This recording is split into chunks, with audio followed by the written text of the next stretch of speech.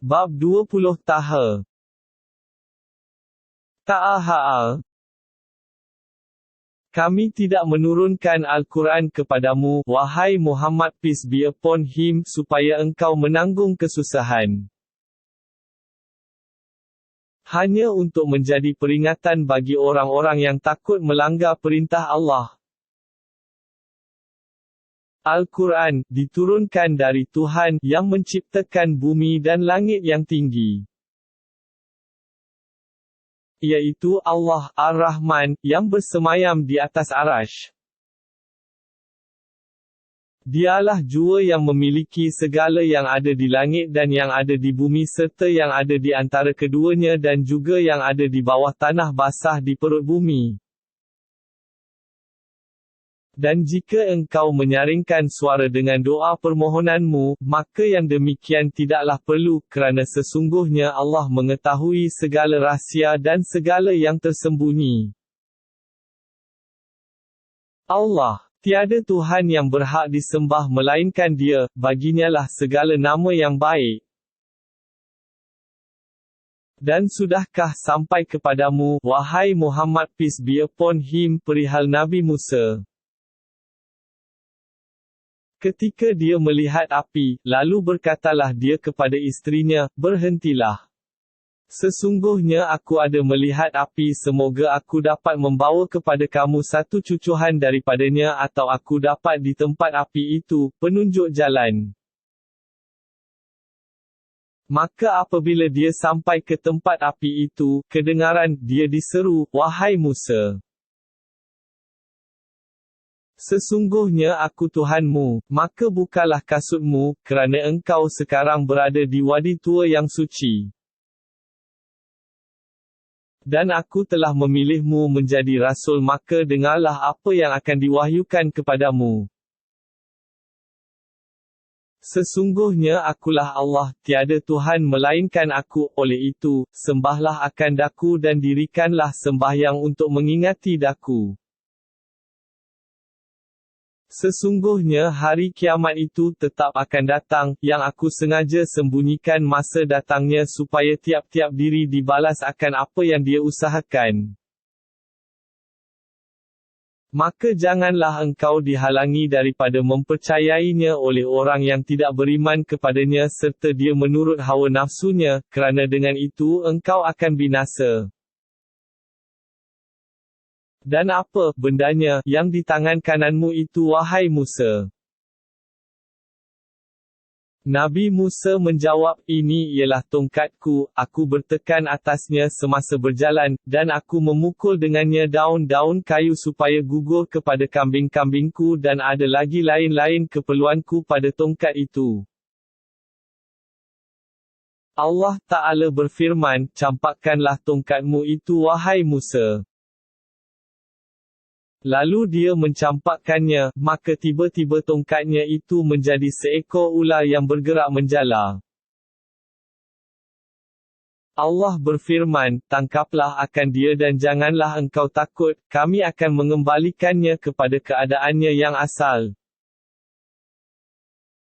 Dan kepitlah tanganmu di celah lambungmu, nescaya keluarlah ia putih bersinar-sinar dengan tidak ada cacat, sebagai satu mukjizat yang lain.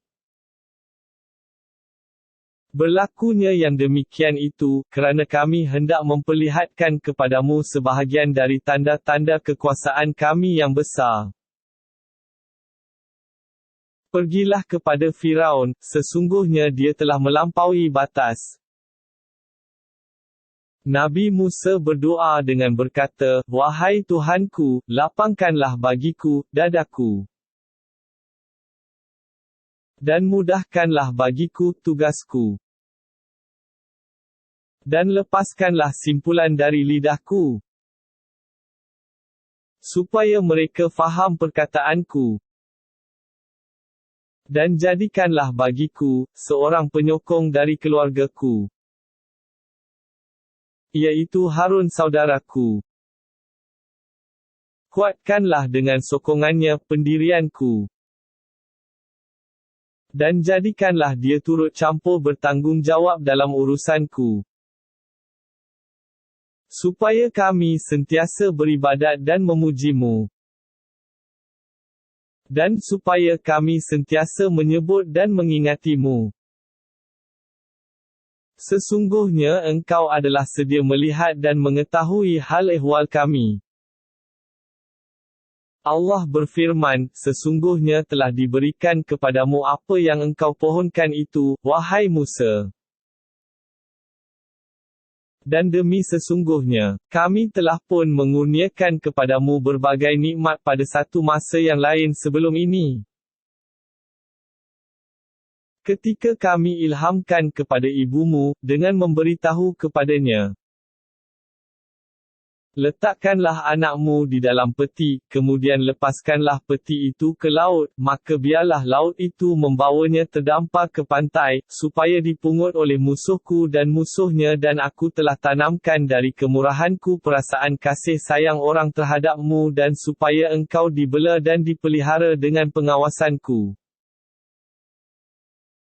Ketika saudara perempuanmu pergi mencarimu lalu berkata kepada orang-orang yang memungutmu, mahukah aku tunjukkan kamu kepada orang yang boleh memeliharanya? Maka dengan jalan itu kami mengembalikanmu kepada ibumu supaya tenang hatinya dan supaya dia tidak berduka cita kerana bercerai denganmu dan semasa engkau membunuh seorang lelaki, lalu kami selamatkan engkau dari kesusahan pembunuhan itu dan kami telah melepaskan engkau berkali-kali dari berbagai-bagai cubaan, kemudian engkau tinggal dengan selamat beberapa tahun dalam kalangan penduduk negeri Madian, setelah itu engkau sekarang datang dari sana pada masa yang telah ditentukan, wahai Musa. Dan aku telah memilihmu untuk menjadi rasulku.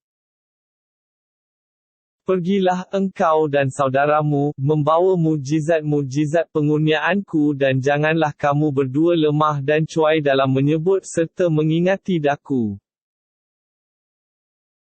Pergilah kamu berdua kepada Firaun, sesungguhnya dia telah melampaui batas dalam kekufurannya. Kemudian hendaklah kamu berkata kepadanya, dengan kata-kata yang lemah lembut, semoga dia beringat atau takut. Mereka berdua berkata, wahai Tuhan kami, sesungguhnya kami takut bahawa ia akan segera menyeksa kami atau dia akan melampau batas. Allah berfirman, janganlah kamu takut, sesungguhnya aku ada bersama-sama kamu, aku mendengar dan melihat segala-galanya. Oleh itu, pergilah kamu berdua kepadanya, kemudian katakanlah, bahawa sesungguhnya kami ini rasul-rasul dari Tuhanmu, maka bebaskanlah kaum Bani Israel mengikut kami dan janganlah engkau menyeksakan mereka. Sesungguhnya kami telah datang kepadamu membawa satu tanda, mukjizat dari Tuhanmu. Dan selamat sejahtera, itu adalah untuk orang-orang yang menurut petunjuk agama Allah. Sesungguhnya telah diwahyukan kepada kami bahawa azab seksa di dunia dan di akhirat ditimpakan kepada orang yang mendustakan ayat-ayat Allah dan berpaling daripadanya. Setelah mereka menyampaikan perintah Allah itu, Firaun berkata, jika demikian, siapakah Tuhan kamu berdua, hai Musa? Nabi Musa menjawab, Tuhan kami ialah yang telah memberikan kepada tiap-tiap sesuatu, kejadian semula jadinya yang sesuai dengannya, kemudian dia memberi petunjuk kepadanya akan cara menggunakannya. Firaun bertanya lagi, jika demikian, bagaimana pula keadaan kaum-kaum yang telah lalu? Nabi Musa menjawab, pengetahuan mengenainya ada di sisi Tuhanku, tertulis di dalam sebuah kitab, Tuhanku tidak pernah keliru dan dia juga tidak pernah lupa. Dialah Tuhan, yang telah menjadikan bumi bagi kamu sebagai hamparan dan ia telah mengadakan bagi kamu padanya jalan-jalan lalu lalang dan dia juga telah menurunkan hujan dari langit. Maka kami keluarkan dengannya berjenis-jenis tanaman dan buah-buahan yang berlainan keadaannya. Makanlah kamu daripadanya dan berilah makan binatang-binatang ternak kamu, sesungguhnya semuanya itu mengandungi tanda-tanda yang membuktikan kemurahan Allah, bagi orang-orang yang berakal fikiran. Dari bumilah kami ciptakan kamu dan ke dalamnya kami akan mengembalikan kamu, dan daripadanya pula kami akan mengeluarkan kamu sekali lagi. Dan demi sesungguhnya, kami telah tunjukkan kepada Firaun segala tanda-tanda yang membukti kekuasaan kami, dalam pada itu dia mendustakannya dan enggan beriman.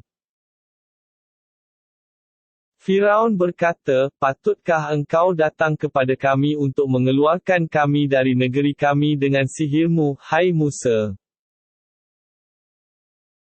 Kalau demikian, sesungguhnya kami juga akan bawakan kepadamu sihir yang seperti itu untuk melawanmu. Maka tentukanlah suatu tempoh pertemuan antara kami denganmu, yang kita bersama tidak akan memungkirinya, di suatu tempat yang sesuai bagi kedua belah pihak." Nabi Musa menjawab, "Tempoh yang aku tetapkan untuk kamu itu ialah hari perayaan, dan hendaklah orang ramai berhimpun pada waktu duha." Maka Firaun pun berangkat dari majlis itu. Dia mengumpulkan ahli-ahli sihir untuk menjalankan tipu dayanya, kemudian dia datang ke tempat perlawanan. Nabi Musa berkata kepada mereka, "Celakalah kamu kelak.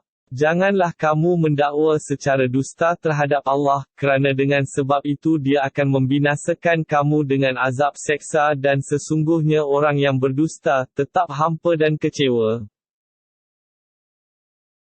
Maka mereka pun berbantahan dan berunding sesama sendiri mengenai perkara sihir mereka dan mereka rahsiakan apa yang mereka rundingkan.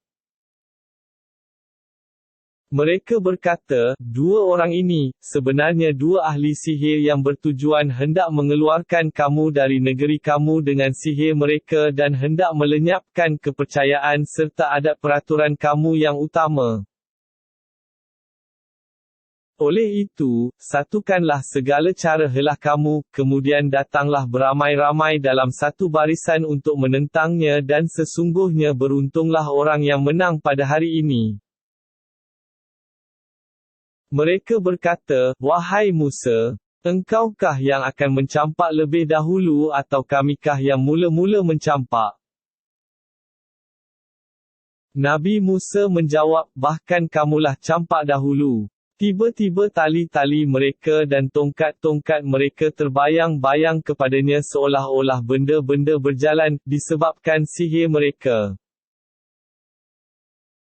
Maka yang demikian menjadikan Nabi Musa merasa takut sedikit dalam hatinya. Kami berfirman kepadanya, "Janganlah engkau takut, wahai Musa. Sesungguhnya engkaulah yang tertinggi mengatasi mereka dengan kemenangan. Dan campakkanlah apa yang ada di tangan kananmu, nescaya ia menelan segala benda-benda sihir yang mereka lakukan, kerana sesungguhnya apa yang mereka lakukan itu hanyalah tipu daya ahli sihir, sedang ahli sihir itu tidak akan beroleh kejayaan, di mana sahaja dia berada." Nabi Musa pun mencampakkan tongkatnya yang terus menelan segala benda sihir mereka, maka keadaan yang demikian menjadikan ahli-ahli sihir itu segera merebahkan diri sujud sambil berkata, "Kami beriman kepada Tuhan yang mengutus Nabi Harun dan Nabi Musa." Firaun berkata, "Patutkah kamu beriman kepada Musa sebelum aku memberi izin kepada kamu? Sesungguhnya dialah ketua kamu yang mengajar sihir kepada kamu. Oleh itu, demi sesungguhnya, aku akan memotong tangan dan kaki kamu dengan bersilang, dan aku akan memalang kamu pada batang-batang pohon tamar dan demi sesungguhnya kamu akan mengetahui kelak siapakah di antara kita yang lebih keras azab seksanya dan lebih kekal." Mereka menjawab, "Kami tidak sekali-kali akan mengutamakanmu daripada apa yang telah datang kepada kami dari mukjizat-mukjizat yang terang nyata dan tidak akan mengutamakanmu daripada Tuhan yang telah menjadikan kita semua." Oleh itu, hukumkanlah apa sahaja yang engkau hendak hukumkan, kerana sesungguhnya engkau hanyalah dapat menghukum dalam kehidupan dunia ini sahaja. Sesungguhnya kami telah beriman kepada Tuhan kami, supaya diampunkannya kesalahan-kesalahan kami dan dosa-dosa sihir yang engkau paksakan kami melakukannya, dan Allah jualah yang lebih baik dan lebih kekal balasan pahalanya. Sebenarnya sesiapa yang datang kepada Tuhannya pada hari akhirat sedang ia bersalah, maka sesungguhnya adalah baginya neraka Jahanam yang dia tidak mati di dalamnya dan tidak pula hidup. Dan sesiapa yang datang kepadanya sedang dia beriman, serta dia telah mengerjakan amal-amal yang soleh, maka mereka itu akan beroleh tempat-tempat tinggal yang tinggi darjatnya, iaitu syurga-syurga yang kekal, yang mengalir padanya beberapa sungai, mereka kekal di dalamnya, dan yang demikian itu ialah balasan orang-orang yang membersihkan dirinya dari perbuatan kufur dan maksiat. Dan demi sesungguhnya, kami telah wahyukan kepada Nabi Musa, hendaklah engkau membawa hamba-hambaku kaummu keluar menggembara pada waktu malam, kemudian pukullah air laut dengan tongkatmu, untuk mengadakan jalan yang kering bagi mereka di laut itu, janganlah engkau menaruh bimbang daripada ditangkap oleh musuh, dan jangan pula engkau takut tenggelam. Maka Firaun pun mengejar mereka bersama-sama dengan tenteranya, lalu dia dan orang-orangnya diliputi oleh air laut yang menenggelamkan mereka semuanya dengan cara yang sedahsyat-dahsyatnya. Dan dengan itu Firaun telah menjerumuskan kaumnya ke tempat kebinasaan, dan tidaklah dia membawa mereka ke jalan yang benar. Wahai Bani Israel, sesungguhnya kami telah selamatkan kamu dari musuh kamu, dan kami telah janjikan kamu, dengan memberi wahyu kepada Nabi Musa, di sebelah kanan gunung Tur Sinai itu, dan kami turunkan kepada kamu, mana, dan salwa. Serta kami katakan, makanlah dari benda-benda yang baik yang kami kurniakan kepada kamu, dan janganlah kamu melampaui batas padanya, kerana dengan yang demikian kamu akan ditimpa kemurkaanku, dan sesiapa yang ditimpa kemurkaanku, maka sesungguhnya binasalah ia.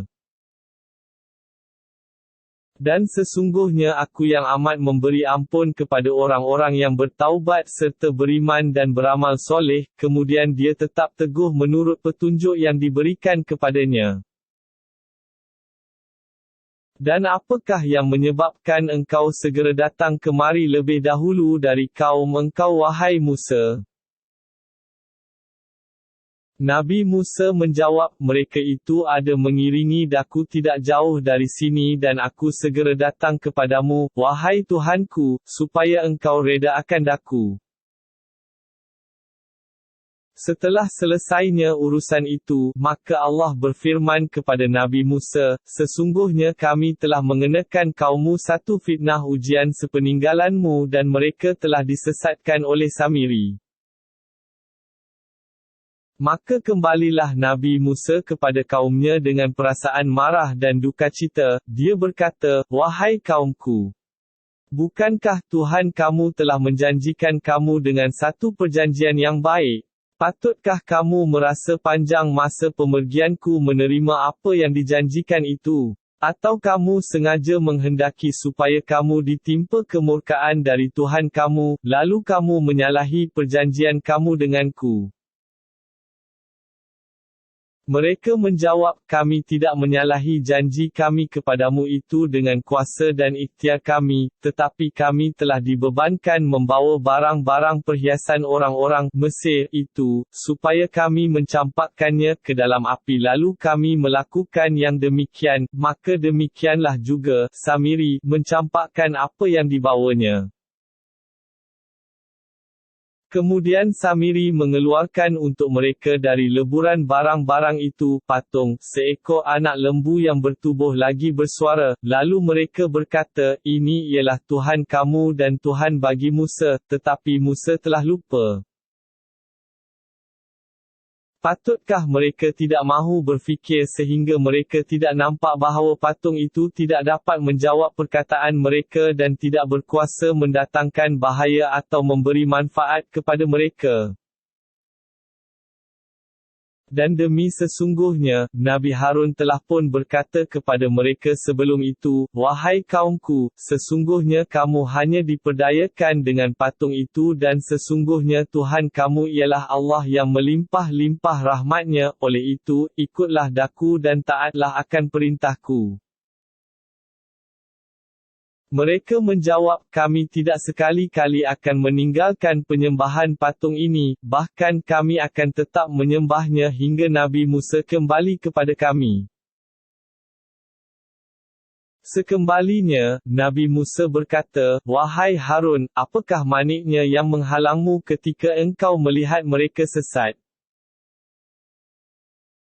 Daripada menurutku, adakah engkau ingkar akan suruhanku?" Nabi Harun menjawab, "Wahai anak ibuku, janganlah engkau meragut janggutku dan janganlah menarik rambut kepalaku. Sesungguhnya aku takut bahawa engkau akan berkata kepadaku, engkau telah memecah belahkan kaum Bani Israel sesama sendiri dan engkau tidak berhati-hati mengambil berat pesananku." Sesudah itu Nabi Musa hadapkan kemarahannya kepada Samiri lalu bertanya, "Apa pula halmu, wahai Samiri?" Dia menjawab, "Aku mengetahui dan menyedari apa yang tidak diketahui oleh mereka, lalu aku mengambil segenggam dari kesan jejak Rasul itu, kemudian aku mencampakkannya dan demikianlah aku dihasut oleh hawa nafsuku." Nabi Musa berkata kepada Samiri, "Jika demikian, pergilah, engkau adalah diusir dan dipulaukan, kerana sesungguhnya telah ditetapkan bagimu akan berkata dalam kehidupan dunia ini, jangan sentuh daku dan sesungguhnya telah dijanjikan lagi untukmu satu balasan akhirat yang engkau tidak sekali-kali akan terlepas daripadanya dan sekarang, lihatlah kepada Tuhanmu yang engkau sekian lama menyembahnya, sesungguhnya kami akan membakarnya kemudian kami akan menghancur dan menaburkan serbuknya di laut sehingga hilang lenyap. Sesungguhnya Tuhan kamu hanya Allah, yang tidak ada Tuhan melainkan Dia, yang meliputi pengetahuannya akan tiap-tiap sesuatu. Demikianlah kami ceritakan kepadamu, wahai Muhammad peace be upon him, sebahagian dari kisah-kisah umat manusia yang telah lalu dan sesungguhnya kami telah memberikan kepadamu, dari sisi kami, sebuah kitab Al-Quran yang menjadi peringatan. Sesiapa yang berpaling ingkar dari peringatan Al-Quran itu, maka sesungguhnya dia pada hari kiamat menanggung beban dosa yang berat. Mereka kekal di dalam azab dosa itu dan amatlah buruknya tanggungan itu bagi mereka pada hari kiamat. Iaitu, hari ditiup sangkakala dan kami akan himpunkan pada hari itu orang-orang yang bersalah dalam keadaan kelabu matanya. Mereka berbisik-bisik sesama sendiri, kamu telah tinggal hanya 10 sahaja. Allah berfirman, kami lebih mengetahui akan kadar masa yang mereka katakan itu, manakala orang yang lebih tepat pendapatnya di antara mereka berkata pula, tiadalah kamu tinggal melainkan satu masa yang amat singkat. Dan mereka, yang kafir, bertanya kepadamu, wahai Muhammad peace be upon him, dari hal gunung ganang, maka jawablah, Tuhanku akan menghancurkannya menjadi debu ditiup angin. Lalu dia membiarkan tapak gunung-gunung itu, di bumi, rata lagi licin. Engkau tidak akan melihat pada tapaknya itu tempat yang rendah atau yang tinggi. Pada hari itu mereka menurut seruan panggilan yang menyeru mereka dengan tidak dapat melencong dari menurutnya dan diam usyuklah segala suara kepada Allah yang melimpah-limpah rahmatnya sehingga engkau tidak mendengar melainkan bunyi yang amat perlahan. Pada hari itu, tidak berfaedah syafaat dari dan kepada sesiapa pun, kecuali dari orang yang diizinkan oleh Allah yang melimpah-limpah rahmatnya dan kepada orang yang diredai perkataannya. Allah mengetahui apa yang di hadapan mereka, dari hal-hal dunia, dan apa yang di belakang mereka, dari perkara akhirat, sedang mereka tidak mengetahuinya secara meliputi. Dan segala muka akan tunduk dengan berupa hina kepada Allah yang tetap hidup, lagi yang kekal mentadbirkan makhluk selama-lamanya dan sesungguhnya telah rugi dan hampalah orang yang menanggung dosa kezaliman. Dan sesiapa yang mengerjakan sebarang apa dari amal-amal yang soleh, sedang dia beriman, maka tidaklah, seharusnya, dia merasa takut dianiaya atau dikurangkan sedikit pun dari pahalanya.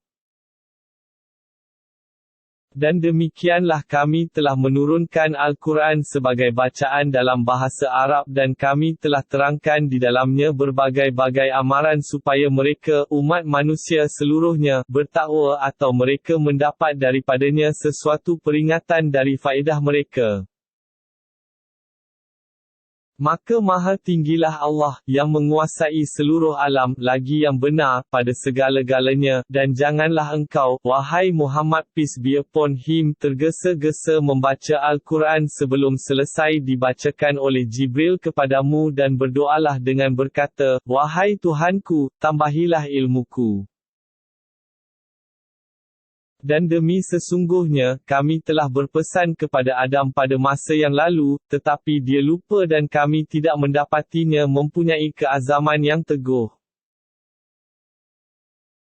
Dan ingatkanlah peristiwa ketika kami berfirman kepada malaikat, sujudlah kamu kepada Adam, lalu mereka sujud, melainkan iblis, dia enggan sujud.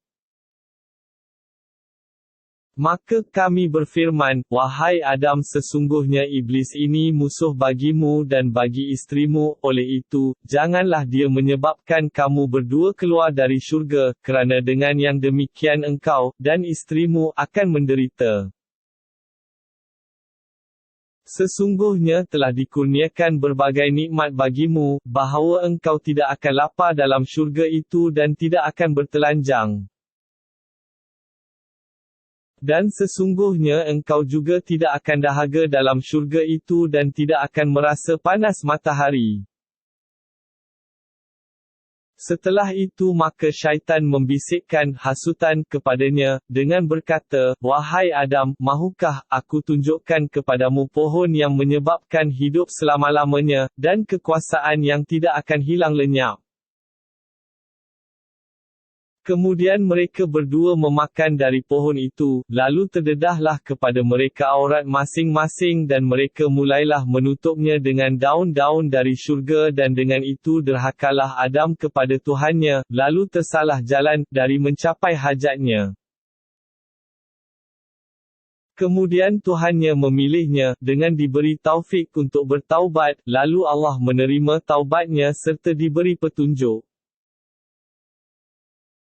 Allah berfirman, turunlah kamu berdua dari syurga itu, bersama-sama, dalam keadaan setengah kamu menjadi musuh bagi setengahnya yang lain, kemudian jika datang kepada kamu petunjuk dariku, maka sesiapa yang mengikut petunjukku itu nescaya dia tidak akan sesat dan dia pula tidak akan menderita azab sengsara.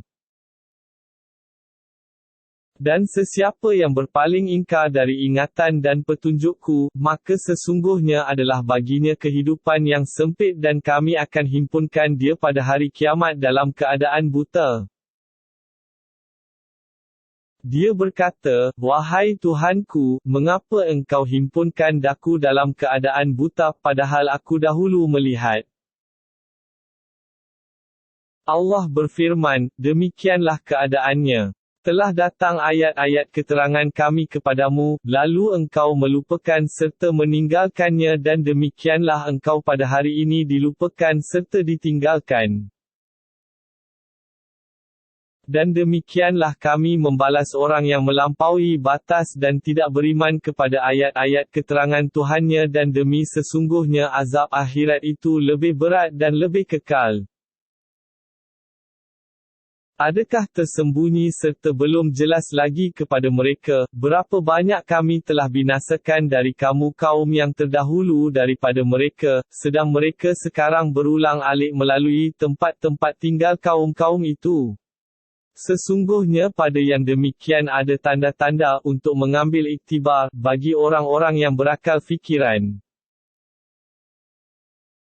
Dan jika tidaklah kerana telah terdahulu kalimah Tuhanmu, wahai Muhammad peace be upon him, dan satu tempoh yang ditentukan nescaya balasan jenayah mereka sudah semestinya berlaku. Oleh itu, bersabarlah engkau, wahai Muhammad peace be upon him, akan apa yang mereka katakan dan beribadatlah dengan memuji Tuhanmu sebelum matahari terbit dan sebelum terbenamnya dan beribadatlah pada saat-saat dari waktu malam dan pada sebelah-sebelah siang, supaya engkau reda, dengan mendapat sebaik-baik balasan. Dan janganlah engkau menunjukkan pandangan kedua matamu dengan keinginan kepada apa yang telah kami berikan kepada beberapa golongan dari mereka yang kafir itu menikmatinya, yang merupakan keindahan kehidupan dunia ini, untuk kami menguji mereka padanya, sedang limpah kurnia Tuhanmu di akhirat lebih baik dan lebih kekal. Dan perintahkanlah keluargamu serta umatmu mengerjakan sembahyang dan hendaklah engkau tekun bersabar menunaikannya. Kami tidak meminta rezeki kepadamu, bahkan kamilah yang memberi rezeki kepadamu dan ingatlah kesudahan yang baik adalah bagi orang-orang yang bertakwa. Dan mereka yang kafir berkata, mengapa dia tidak membawa kepada kami satu tanda mukjizat dari Tuhannya yang membuktikan kebenarannya? Bukankah telah datang kepada mereka berbagai-bagai keterangan dan khasnya Al-Quran yang menjadi kenyataan yang menerangkan apa yang terkandung dalam kitab-kitab yang dahulu? Dan sekiranya kami binasakan mereka dengan sesuatu azab sebelum datangnya Rasul kami membawa Al-Quran ini, tentulah mereka akan berkata pada hari kiamat, wahai Tuhan kami, mengapa engkau tidak mengutuskan kepada kami seorang Rasul supaya kami menurut ayat-ayat keteranganmu yang dibawanya, sebelum kami menjadi hina, dengan azab di dunia, dan mendapat malu, dengan azab di akhirat. Katakanlah, wahai Muhammad peace be upon him, tiap-tiap seorang di antara kita sedang menunggu, maka tunggulah kamu. Kemudian kamu akan mengetahui kelak siapakah orang-orang yang berada atas jalan yang lurus dan juga siapa yang mendapat petunjuk.